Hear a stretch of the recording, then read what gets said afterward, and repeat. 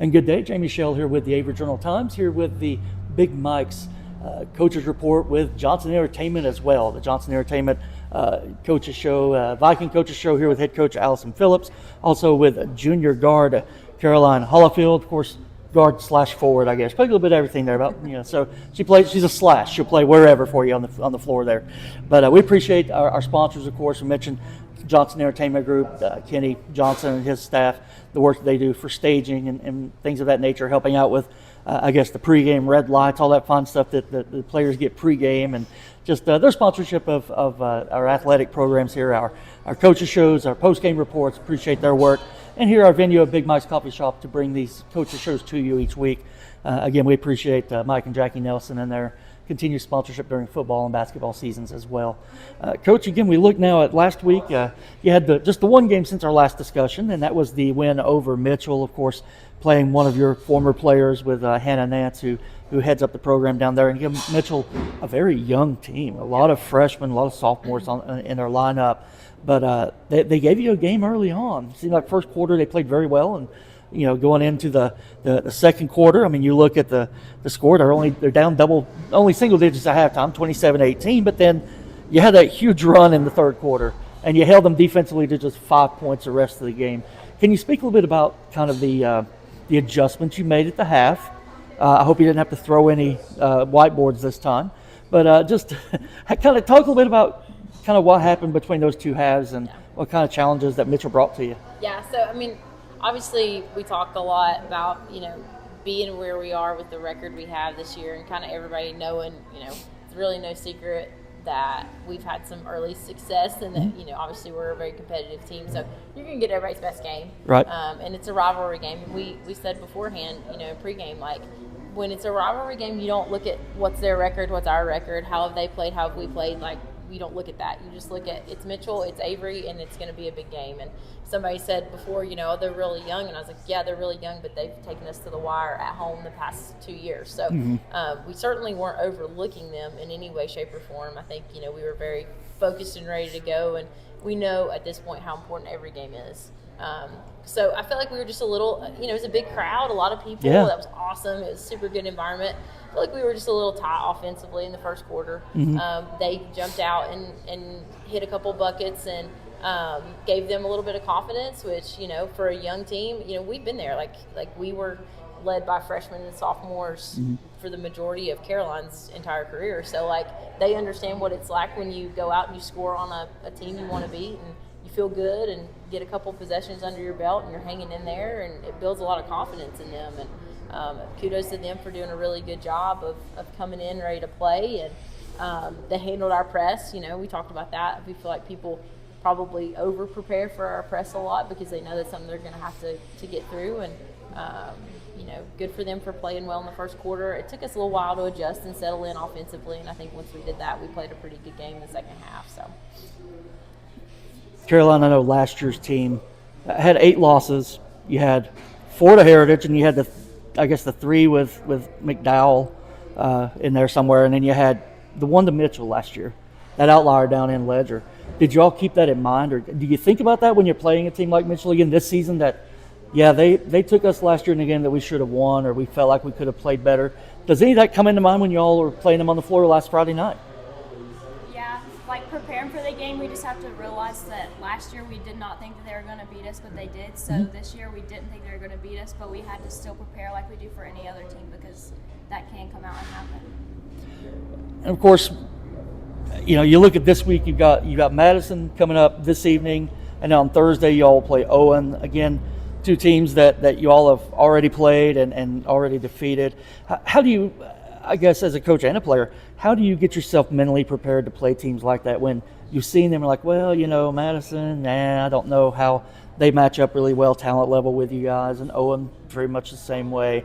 How do you continue to stay focused when you face opponents that you see that, we might have an advantage with them on the floor, and how do you get amped up for that kind of game? I think for me, I don't look at anybody as a step over game in any way, shape, or form. We don't have any of those games in my mind. I think every game is an opportunity for us to get a little bit better. Every practice is an opportunity for us to get a little bit better. The biggest thing for me is not looking ahead. You have to win the game that's in front of you. And the most important game in your schedule is the game that you're playing right now. And so tonight, Madison's the most important team that we're going to play, and we have to scout them as such. I feel like we played a really great game against them at home. It was one of our better games of the season offensively, but there was a lot of things that we could have done better. Watching the film, there was a lot of possessions that they were able to break our press, or maybe we missed a defensive assignment, and those are the things that I look at now in like a big picture, saying, okay, we got to be able to clean that up. That can't happen. We need to make sure we're controlling tempo, that we are in control of the game. And Caroline and I were just talking before, we've got to work on our half-court offense, and tonight's a really good night for us to, we know we're going to see some sort of zone probably from them. And we know we've got to be able to do a really great job in being able to handle that and score in those times. So it's a good opportunity for us to work and get better and play a good conference opponent. Caroline, I know with Madison, hard to believe this, but this was one of the games you had only single-digit scoring this season. You scored 7 in that matchup. Of course, it was 48-7 as a final, so didn't have to do a lot of scoring. But over the course of the season, you've been a kind of a double-figure scoring machine. Just every night going out there and being able to find your shot, make your shot, get other teammates involved. How has your game evolved a little bit coming into this season, where you've kind of taken on some of that scoring role offensively, as well as you're playing a lot of the team's best players defensively as well?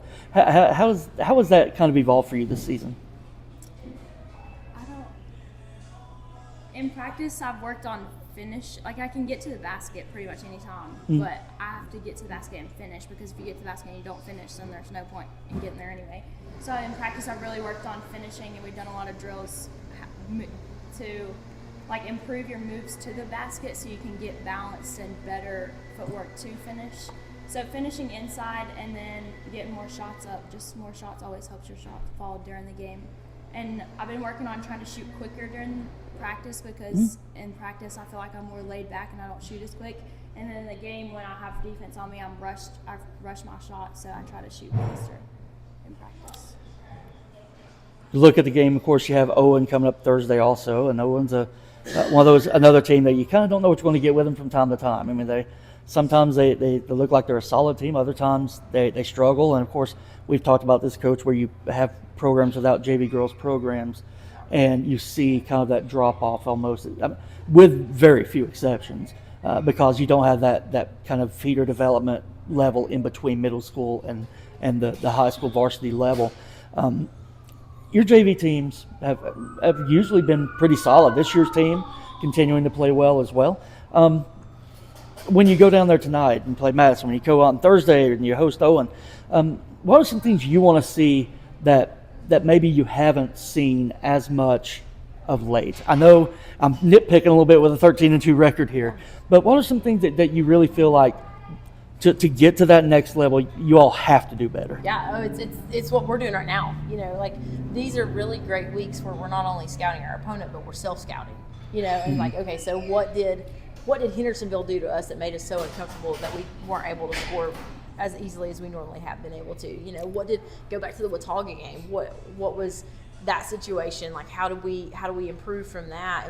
And I think every time you play somebody, you're getting a better version of them, in my opinion. They've seen you before, so now they have film against their players versus your players. So I always expect everybody to be better the second time you play them. And I expect us to be better the second time that we play people.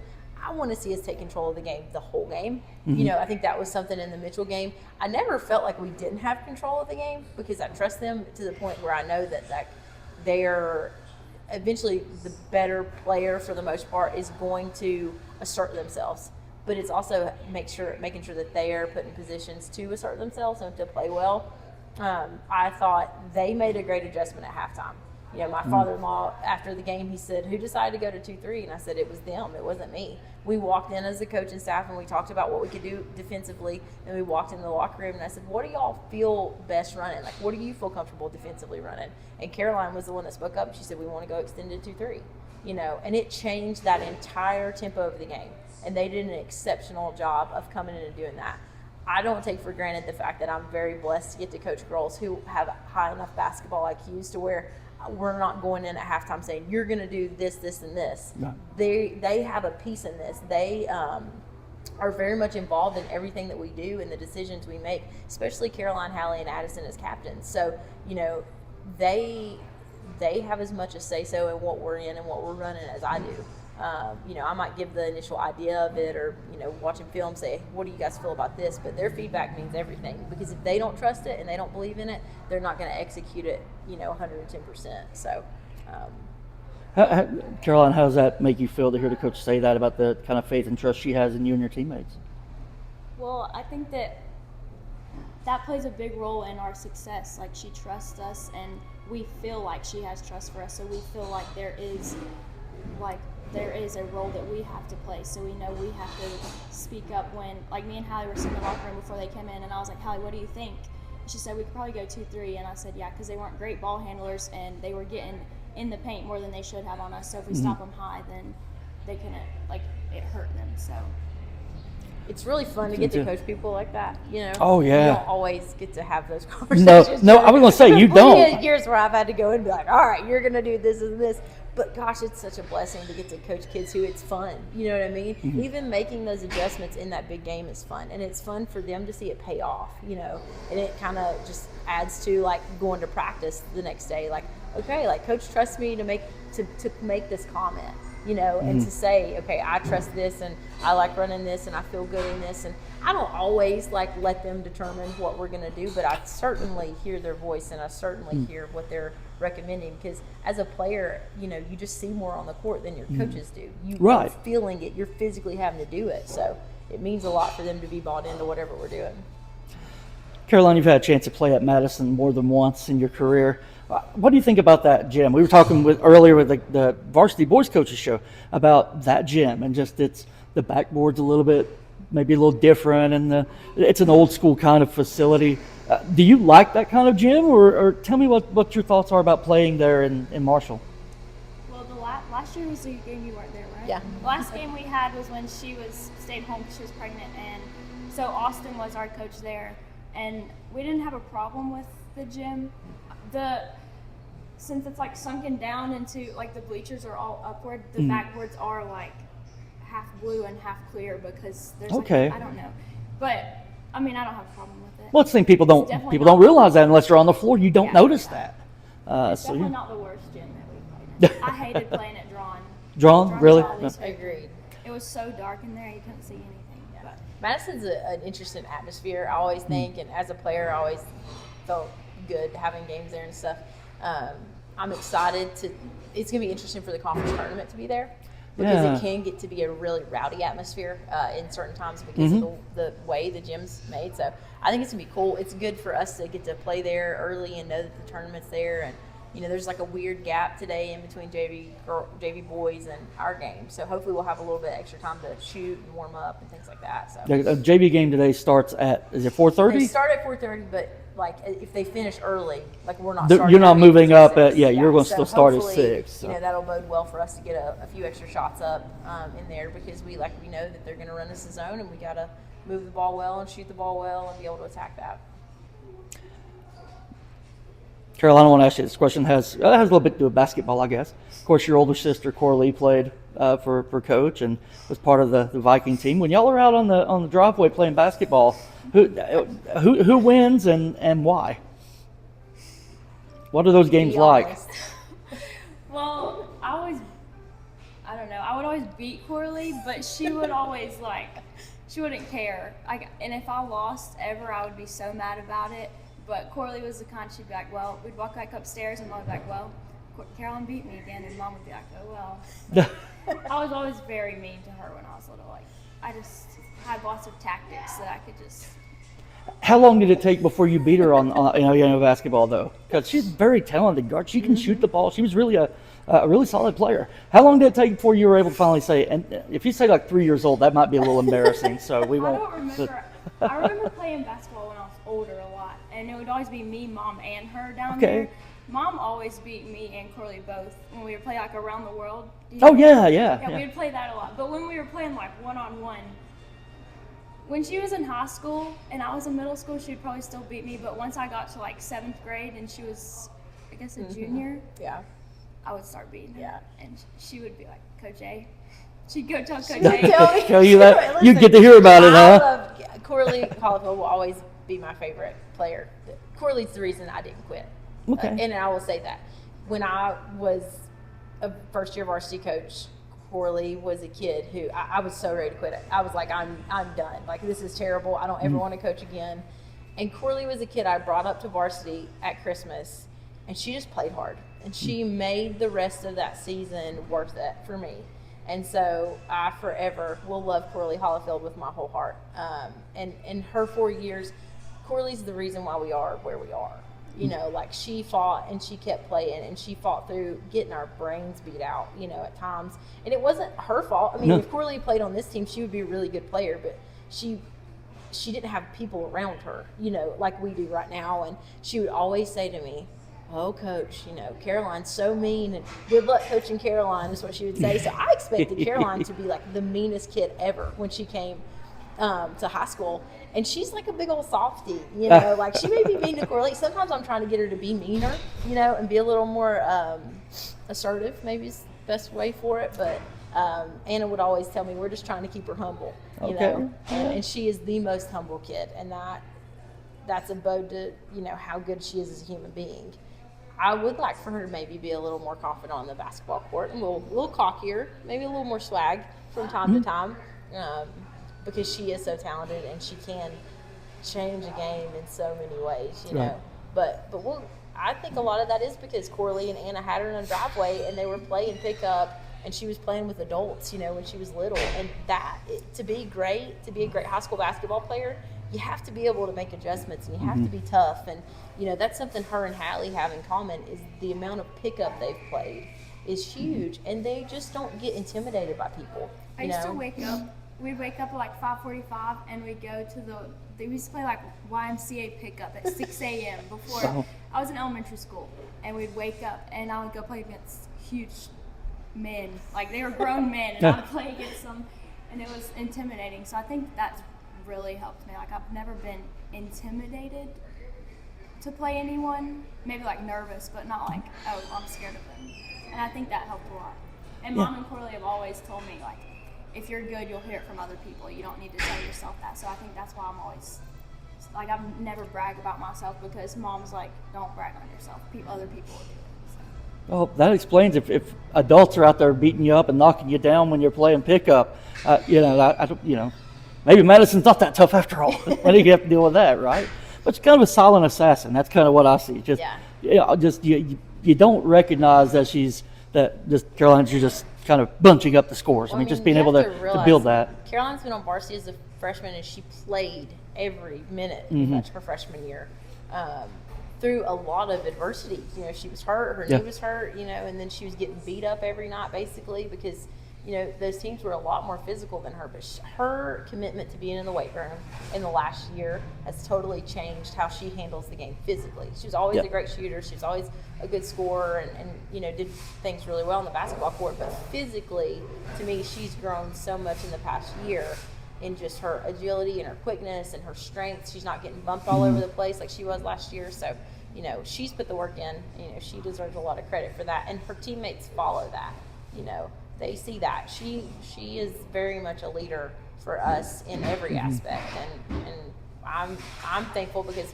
it's a great human being to be led by. So Last year's game with Mountain Heritage, that third round playoff game, I know you were banged up and not able to finish that contest.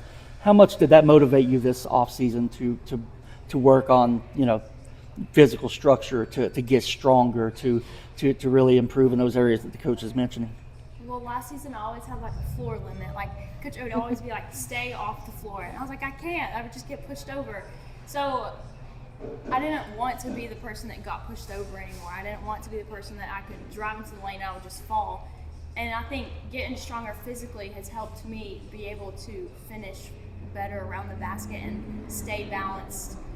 And the game at Heritage, I mean, we had lost to him 4 times last year, and I think this year we were just tired of it. We were tired of losing to the same team, and she'd always say it's such a mental game, and I think this year we got over the mental hump, and we finally executed what we wanted to. And then you had a hangover. Yeah. Not a literal, but the heritage hangover. Yeah, That thankfully, Sue's helped us out by beating Hendersonville. So, Right. now it's like I told them yesterday, we control our own destiny and we're in the driver's seat. And if we take care of business and win the games we're supposed to win, you get to win the conference, you get to hang a banner. And ultimately, we want to win the conference tournament. We want to go deep in playoffs. We want to do all those things. But the conference banner means the most, in my opinion, because it's a body of work. I mean, it's 12 games. Yeah. It's in and out every single night. And it means that you didn't take a game like tonight for granted. You didn't take a game like Friday night for granted. You can't walk into a gym and assume that people are just going to let you win, because you're the better team on paper. It's like I tell them all the time.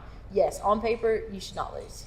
You should go in and be the best team every single night because we have all the pieces, but you have to play hard and you have to always go out. There's still a little bit of us that I think feel like the underdog all the time, because when you've been through adversity like Caroline and these girls have, it's not always been easy, and you've not always just walked into a winning team and a winning record. And they've worked a lot. They've spent a lot of time in the gym. They spent a lot of time in the off season, the summer, and it's a testament to how hard they're willing to work.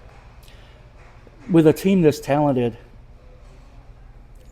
do you find difficulty motivating them in any way, as far as using motivation such as, everybody's talking about Cherokee, or everybody's talking about Bishop McGinnis, or everybody's talking about Mountain Heritage? How does that play into kind of where you all are looking big picture at this point? I don't want them to look at Cherokee or Bishop McGinnis right now. The only person I really want them to care about right now is Madison.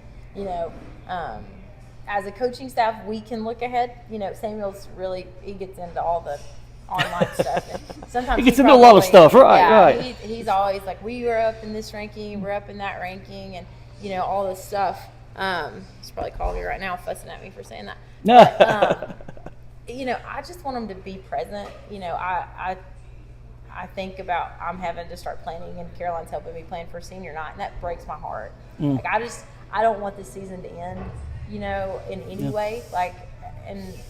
And I think ultimately, whatever happens playoff wise will happen. I want us to be playing our best basketball at that point. I want every game from this point forward to say that was our best game. Like, we're playing our best basketball. We're cleaning things up. We're playing the way we need to be playing. And that's hard to do, but ultimately they're talented enough to do that. We've got to do the work as coaches to make sure they're prepared and they feel prepared, and that's what we're going to try to do. Lord willing, and we're able to keep doing what we're doing, and just getting to be a part of their lives in this way is just super special. How's the team health-wise right now? How are y'all? If I can keep Emma alive, we'll be doing really good. Poor Emma has been so sick, and she's just struggled so much. So, we're just praying that she's able to get through all this sickness and stuff like that. Addison Dillinger's back to 100%, I think, and trying to keep everybody healthy this time of year is a challenge, but it's part of it. The cool thing is, I thought in the Mitchell game, Kylie Holtzclaw stepped up huge for us in the first half defensively, and it was so cool to see that because Kylie's a kid that doesn't get as much recognition as she really should, but she stepped up and locked down their point guard in the first quarter and the second quarter. And Emma's a kid who can come in and do that. Kesley's a kid who can come in and shoot super well. So all of those seniors, they just do their job. I mean, they're the definition of teammates. They really are. I mean, they're phenomenal teammates. And I know Caroline's really blessed to get to play with them. I'm blessed to get to coach them. And you get 5 fouls for a reason, right? You do. Emma almost fouled out in 2.5 minutes. But man, you can't ever take for granted a kid who plays that hard in any moment she gets. She's dealt with injury, she's dealt with a lot of adversity, and she's always the best teammate. She's always playing hard, and it's hard not to play hard when you got somebody like that on the court with you. So. Yeah, I enjoy watching Emma. She's a bull in a china shop. That's just the image that comes to my mind. And that's a good thing. That's a good thing because she's just does it. All your girls are just so active. Yeah. I can't speak enough to how active this is. I think like the most active team I've seen you with. Just how they're always moving, always around. And of course, Addison coming back to the lineup was helpful last week. Yanni seems like she's really fit in a little bit as well. And Caroline, I know having a new teammate come in December and kind of integrate into you all's lineup. As a teammate, how has she helped you all as far as on the floor, and kind of what's your relationship off the floor like? I think that Well, before she got here, I was like, Coach A, no matter she comes and does great or not, she can help build our season for next year. Like, she can make us better in practice. But when she did get here, she was determined to learn all of our offensive sets and learn all our defense. And like last game at Mitchell, I think she had 10 rebounds, which really helps us because rebounding has not been a category we've always been strong in. Addison Dellinger is a great rebounder, but I think that it's made Addison better also in practice having to play against Yanni. So they're both getting better by playing against each other. So she's helped us a lot. That's definitely a dynamic that you don't have a lot, Coach, that you haven't had a lot as far as such not just one, but multiple people you can bring in and play. I mean, you use Callie at forward spots, guard spots, her versatility. Callie Ray is the most versatile kid like ever. And I can't wait to see like her growth in between this year and next year is going to be insane. Like, she's still growing into her body and how much better she's gotten as a basketball player, and just she's a smart player too. You know, she's a zone buster. I told her the other day, I said, I've never seen someone that can sneak behind the defense in the zone better than you. And she finishes really well. So, you know, I think the biggest thing for her is just getting in the weight room this summer, being a little bit more, like same thing that happened with Caroline, not getting pushed around as much. And she's done a better job of that this year than last year. She got beat to death in JV, like beat to death, because you know it's just really her and Molly kind of leading that team. And I think this year she's learned to stay on balance defensively. In the top of the zone, she is mean. I mean, she is long and it's hard to throw over her. So it just adds to that depth. And she's also willing to play anywhere and do anything. You know, if we asked her to go in and play 6 minutes in the quarter, she's great with that. If we asked her to go and play 2 minutes, she's great with that. And that's just it's a testament to how well raised they are as human beings and as teammates. Like they're the best people. I'm very thankful for that. You mentioned, of course, with Caroline, your work in the off season, getting stronger. How do you do that and still be able to maintain your perimeter shot? Because I know, talking to other players in the past, when you bulk up or get stronger, I mean, you might lose a little bit of the touch with a perimeter game. How long did it take you, or how have you been able to balance that? Every time I lift weights, especially at the high school when I have a gym to go shoot in after, every time I lift arms, I go shoot after. So my body gets used to shooting. First of all, it helps me like get used to my shot again, but in a game, you're not always going to be fresh. So going to shoot after I'm tired from working out like helps me get more game-like reps.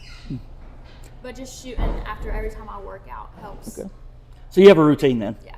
What's your pregame routine? What do you do before a game? Something you have to do? I think I said at the very beginning of the season, I always like to come back to that. Yeah, I don't know. We always eat in the locker room, and I eat before every game. I don't eat after because I don't know. I just eat before every game. We Find don't some really energy. do that much. No. It depends. I mean, this year's been kind of weird because there's so many teams that don't have JV girls, and that throws us off, and all the things, you know. So I think the biggest thing for them is just we do our pregame, we do our walkthrough, we shoot, you know, we go through our scout, and then if there's a JV girls game, they have that game to, you know, kind of eat and cheer on their teammates, and then JV boys, they shoot at halftime, you know. So I think everybody's is pretty similar. We all kind of do the same thing. So we're kind of creatures of habit. So I hesitate to mention this, but I will. The game with Hendersonville, I know we had a discussion between that time and now where the girls, the routine was changed a little bit, right? Where the girls weren't able to warm up early, weren't able to shoot early, weren't able to shoot on the floor. When that happens, how much does that throw off kind of your routine a little bit? I mean, because again, I think athletes are creatures of habit. I've always said that it seems like you do something the same. I mean, if you didn't eat before a meal, you probably recognize that. It doesn't mean you're going to have a bad game, but it means it's something different. So when you have something different thrown at you like that, do you feel like that's something that is intentional, or do you feel like that's something in a sense that you have to be more intentional in what you do prior to the matchup when something is like that, like changing days of games and stuff like that too? Yeah, we're used to like the change in practice. I think we're very used to the change in like, okay, well, we were supposed to play 3 days from now, and now we're going to play 2 days from now. So that changes our scout, and that changes what we plan to do. You know, like tomorrow is a lift day, and so that may change whether we lift tomorrow or whether we don't if we play Thursday. I think for me, I probably got too emotional about the changes in our schedule at the Hendersonville game, just because it did feel intentional. You know, good for them if that's how you have to do that to beat us. You know, whatever you have to do. That's their routine. That's their bag. Okay. But like I've got to be better as a coach. I've got to be calmer. I've got to help them be calmer. I mean, at the end of the day, I'm the adult. They're 17-year-olds, so I've got to be the leader in that. And I didn't do a very good job there. I was frustrated, and they know me well enough. I mean, we spend a lot of time together. They know when I'm frustrated or visibly upset about something. So, we'll be in a better routine the next time we play them, and moving forward, we just got to handle adversity. We talk about that a lot. That's a life thing, Some days you wake up and everything's great, and some days you wake up and you have a flat tire, or your kid's sick, or this happens, and we've got to be able to handle that. Well, I thought you handled that very professionally at Hendersonville. It was frustrating for me also because I went to get the balls and they were like, "You're not supposed to warm up." So I went and told Coach A. And then when I had my teammates coming up and saying, "Why can't we shoot? Why can't we do this?" It's frustrating for me because I feel like I'm the leader that I need to make sure that everyone's getting their shots, and I need to make sure that Hallie's getting her shots up and Marley's getting her layups warmed up. And it was just frustrating because then we tried to go into their aux gym and they took the balls away from us, and I was like, it was just very frustrating. It's odd, very odd. And now I'll bring your own basketballs, balls. right? Yeah. Bring BYOB at the next time you go there, right? Yeah, I think it being a new conference opponent too. Maybe that's a system they already had in place that maybe you weren't aware of. I don't know. Yeah, I don't really know. They just kept saying it was a school rule, and I was like, is it a school rule? Yeah. Okay, Caroline I guess. and I will say this. We're probably very similar human beings in the way that, we react to certain things. So I told Samuel, I said, I love her. I always feel like she has my back, and she knows I have her back. And if I was going out of there, she was coming with me. So we both had to remain calm, and get through it. And I think I looked at her on the bench, and I was like, "You cannot get ejected. You cannot get ejected. You will not play the next game. You cannot say things to the ref." But man, I'll be honest with you. I love this kid, and I love all my girls. Yeah. This is so much bigger than basketball for us. At the end of the day, I tell them a lot. I want to get the wedding invite. I want to be invited to your wedding. I would rather, whether we win a state championship or whether we go 5 and whatever. I know that if I need something, I can call Coralie right now, and she would be there, and she would help me get my tire pumped up, or she would come in and help me with my kids, or that means more to me than the amount of wins and losses that we have. But it sure makes it a lot of fun when you can have a special group and get a lot of wins and all those things. So beats being 2 and 13, I'm sure, right? It does. Absolutely. Certainly does. We've been there, and I know how that feels. And so I will never underappreciate where we are right now. Last question I'll ask. I always say that and lie, but I'm going to try to stay to it this time. I asked this of Jackson earlier, Caroline. I'm going to ask you as well. Is there a player in our conference, or maybe even out of the conference, that you would pay to watch play? That you'd be willing to buy a ticket to watch that person on the floor play? Could be, you can name one teammate, and then you can name someone that's not a teammate. I would pay to play to go watch Kate Sears where she's at now. She's not in our conference anymore, but being have played against her and then seeing her go to not just the next level, but at a big school playing the next level, it would be cool to watch her because I did play against her. So I think it'd be cool to watch her. Yep. Virginia Tech got them a good one up there. So we'll see how that develops for sure. But yeah, at least she wasn't there this season when y'all played her, right? Y'all got the split at least. We were so happy for her to go to college. Yeah, congratulations. And now they you have another freshman now who's starting to, kind of make her way through their program. It's funny when you have those 4-year varsity players. I know people will probably think, my God, is Hallie Johnson not graduated yet, And I know that they're thinking that about her, and she's just a junior. Right. So it's a cool testament when people do know who you are, and that's something they take for granted, I think, a little bit, because we've had to have that conversation. Yes, the other team very much knows who you are. The fans know who you are, whether you believe that or not, whether you realize that or not. They've scouted you. They've seen your film. The refs know who you are. Mm-hmm. Everybody in that gym is aware of your presence, and that's something that it's hard to carry sometimes. As a teenage girl. The wrestling team. Talking to the coaches, last season before last, just with the run that they had there for those few years. You guys are, every time you roll into a gym, they tell me, every time you roll into a gym, they see that Avery across your uniform, or they see it on your warm-up, whatever it is, jersey, and they know that they've got to be ready for you, but at the same time, you got a target on you. Because you're going to face somebody's best, as you said earlier, every night. You get the best of whoever you're going to play. And that's the greatest testament to me. That's a huge testament to, you do have that respect again, and those teams that we had Corley and Emery Holman and all those girls on, that was all we were trying to get to. It was like, just be the team that they know if it says Avery or it says Vikings, you're going to play hard and you're going to play to a certain standard, and these girls have the talent to really back those standards up and elevate those standards to another level. And so that the girls who play after them, will have that to carry around as well. But that's a huge sense of pride. It is. I mean, you mentioned Hallie being around forever. I mean, she's a ball girl, for so long too. Yeah. I mean, several of these players have been so immersed with the program, and I think that really bodes well for what you're doing as a program, but also just the kind of culture that you're fostering with that's the all girls. I ever wanted to.